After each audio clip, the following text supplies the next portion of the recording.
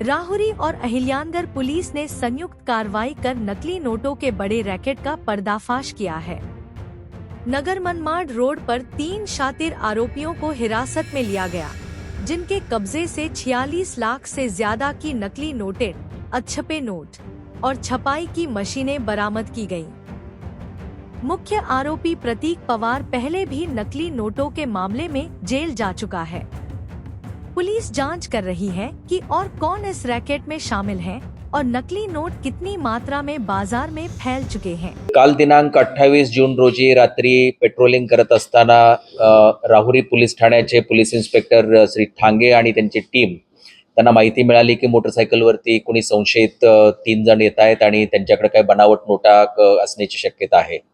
राहुरीमध्ये त्यांना अडवलं आणि त्यांची झडती घेतली तेव्हा त्यांच्या बॅगेमध्ये बनावट नोटा ज्या आहेत त्या मिळून आल्या।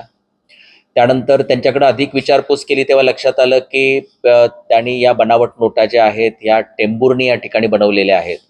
तत्काळ हे पथक जे आहे ते रात्रीच टेंभुर्णी या ठिकाणी गेलं आणि त्या ठिकाणी छापा टाकून पाहिलं असता त्या ठिकाणी एक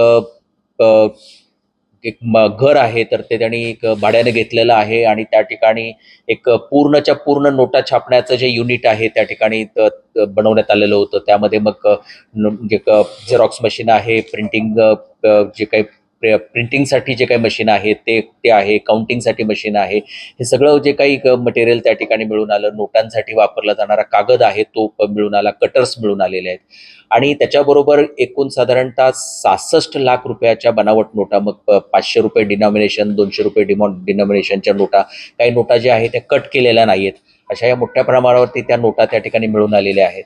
हे जे 3 आरोपी आहेत ते एक म्हणजे एक सोलापूर जिल्ह्यातला राहणार आहे, 2 कर्जतचे राहणारे आहेत।